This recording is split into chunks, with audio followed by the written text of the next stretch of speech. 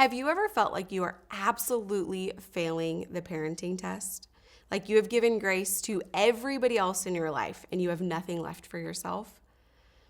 Well, I'm Liz Myers, and my husband and I have the unique privilege of parenting adult children and littles at the same time. And I don't know about you, but there are days I feel like I'm crushing the parenting thing. And there are days where I wonder if I should hand knock on every neighbor's door and give them my most sincere apology. But here's what I keep coming back to. This is my daily reminder, is that God's grace is sufficient. I want that to just settle in. In 2 Corinthians 12:9, Paul writes, "My grace is sufficient for you, for my power is made perfect in weakness." Notice it doesn't say my power is amplified through strength. It says weakness. And that's really good news because as parents, we have plenty of that. So how does God grace us for parenting? Here's what I've learned. God's grace doesn't just forgive us, it actually equips us. When it comes to raising kids, His grace meets us in three powerful ways. First, grace to be present, not perfect. God's grace reminds us that our kids don't need flawless, perfect parents. They need faithful ones. Philippians 1:6 says, "He begins the good work and He carries it to completion," which means you can show up, even messy, and trust that He is working through you. Second is the grace to respond, not react.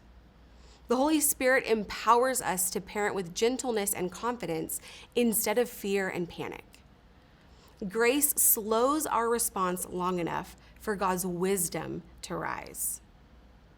And third, grace to grow right alongside our kids. Parenting isn't just shaping them, it's transforming us. I believe parenting is the greatest sanctification process that we can partner with the Lord in. Every tantrum, every late night, can I talk to you privately, every I'm sorry moment, all of those moments are God's classroom of grace, teaching us dependence, humility, and love that looks a whole lot like Jesus. So if there was a verse that has saved my parenting more than once, it's that God's grace is sufficient. Early on in my parenting journey, I was so dedicated to getting it right. I wanted to be a good parent, which I believe all of us do. But my mentality was, if I just had read one more parenting book, if I volunteered for one more field trip, if I color-coded one more calendar, then maybe I would be deserving of this good parent title. But what I realized was God wasn't asking for my performance. He was asking for my dependence.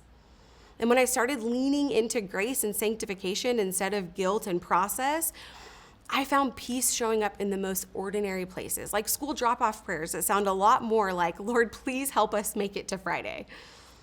And I realized grace isn't about doing less, it's about trusting more. So here's a tangible next step. I want you to pick one moment in the next week and pause before you react. When your kid tests your patience, take a breath and whisper, "Lord, give me grace to respond, not react."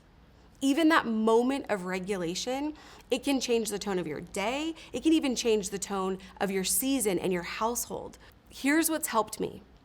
I found my kindergarten school picture, and I took a picture of it on my phone, and I set it to the background, and I put text over it that says, "She needs grace."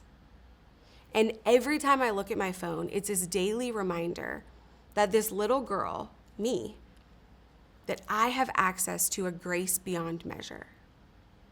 And it helps me take that moment to pause, to reset, and to really think before I react. And parents, hear me. God's grace doesn't wait for you to get it right. It meets you right where you are, and it strengthens you in your humanity and in your weakness. So remember, God's grace is sufficient. His power is made perfect in weakness. And all of that means that you are right where grace loves to work. You're doing a fantastic job.